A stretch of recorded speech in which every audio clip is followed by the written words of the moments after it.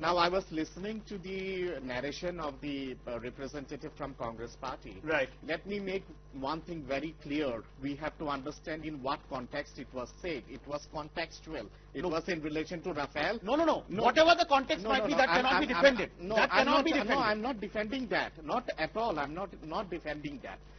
What I'm saying is like the fact that Mr. Gandhi was asking for the Prime Minister to come and speak to his blatant lies, which he could not that justify. is a different discourse. That is a different discourse. No, sort of just Dr. Datta, that is a different discourse. So let's not digress from the main topic. The topic is, and Dr. Ramesh Babu, Dr. Ramesh Babu, Dr. Ramesh Babu, I need 10 seconds, otherwise, my things just a moment. Dr. Ramesh Babu, I come to you, Raman, just give me 1 minute. Dr. Ramesh Babu, you know, we have been putting out, and you know, the entire focus of our debate today has essentially been to pinpoint to politicians cutting across party lines. They look at what you have been doing systematically, and women appear to be very soft targets. Easy prey that you can talk about and then get away with, as if nothing has happened. Having said that, can the BJP, which is crying foul over Rahul Gandhi's statement today, can the BJP also afford to take a moral high ground? Because today, when you look at Twitter, the reactions that have been flooding Twitter, some people are pointing to 2015 remark that Prime Minister Modi made while addressing students at Dhaka University. And that is where the Prime Minister said that Sheikh Hasina, in spite of being a woman, has taken such a strong stand against terrorism. Now, that use of the word woman, that bringing in sexism into a narrative, that is what the Twitterati is talking about also, Dr. Babu, today. Yeah. I think, you know, you really hit the nail at the on the head. on the center of the point.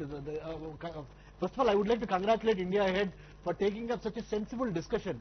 You know why? Irrespective of the parties, irrespective of the game or sport or any public life that is, whenever it is convenient, they are using women as a Sri Shakti, a symbol of power.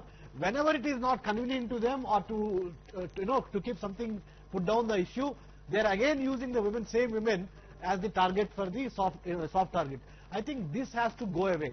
I think people have become smart now because of the social media. Once you say something, you cannot go back. So all the more, what is important is any celebrity of any nature should be very, very cautious and take some lessons how to talk to media and how to talk to public and how to actually put forward their political strategy or sports strategy or whatever strategy you wanted to. The strategic communication. Right. So, the onus ultimately lies with the politicians. Raman Malik, I would come back to you. While today we join the BJP in saying that what Rahul Gandhi has said is absolutely unacceptable, and that kind of a comment only reeks of a very archaic and medieval mindset. Having said that, Raman Malik, I would just want one assurance from you. We know that we are going to enter a very high octane political mudslinging match going forward because elections are around the corner. Having said that, can you assure us, at least from your party's side, that there will be no untoward reference that can, essentially be termed as sexist when your leaders talk in the language of the public while addressing public rallies? Okay, sort of couple of things before I give answer to you on that. I have a very pointed 3 points that I want to make. The first point is what has been said, that I wanted the Prime Minister to speak and I got an answer from the Defence Minister, Nirmala Sitharaman. So in fact, in other ways, he's saying that she was not good enough to answer. Second, when you talk about the remarks that Mahila hote hue bhi Atankwad ke khilaf, so that is not derogatory, that is actually praising that being a woman, she could take such tough stands. So those are two different things altogether. The third most important thing, which I need to point out here in this debate, which is sort of very important. What they did to Triple Talaq Bill in the Rajya Sabha is well known. That shows their commitment towards upliftment of women and women empowerment. Now, let's come on to what the question that you asked. I firmly do believe there's if the context is a relevant one, and it is not towards just making a person feel bad.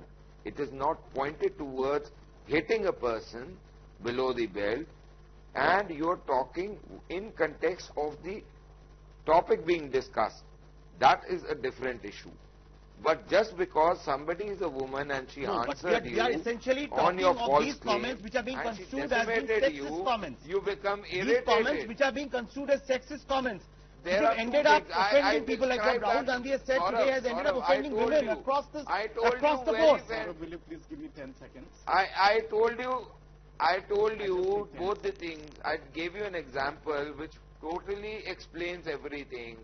That what is your father's name and what tere baap ka naam kya hai. These are two which would end up with the same result, but they will have different emotional outrage. So that is what has to be understood, and I will also tell you, when we Exactly, and that is where the thin line is. That is what where the thin line lies. Mary Rabindranath. Mary Rabindranath. Now the fact is today what has happened today with the NCW has had to step in. NCW chief Rekha Sharma spoke with us and clearly outlined her disgust at what Rahul Gandhi has said, and said this is unbecoming of a leader who holds a public position. Having said that, Mary Rabindranath, what can you do now to assuage the feelings of women across the country who are feeling extremely let down by the Congress party? Yes, as you have said, women have become a soft target. And now let them take up, let the NCW take up the previous remarks and issues taken up by other leaders also. Why only the Congress now?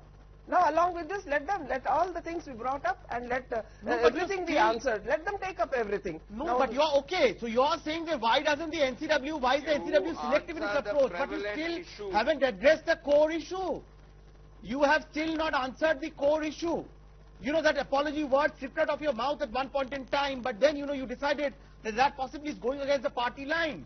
But having said that, Dr. Datta, I would like to bring you in as we wrap up this debate now. The fact is that what is the way forward? Because ultimately it is all about political discourse, and as we have been putting out our examples one after the other, there have been examples galore of how our netas have been utterly crass and sexist in their comments. Now the pretext might be that they have been talking to the public in the lingo that they understand, but is this what our netas should be doing? Sort of public lingo doesn't allow you to be vulgar. Public lingo actually tells you that you should be more dignified, more refined and more sophisticated. That is the tradition of our country. Having said that, Mr. Gandhi, I can understand why he said this, because Congress party had asked for Rafale discussion under Rule 193.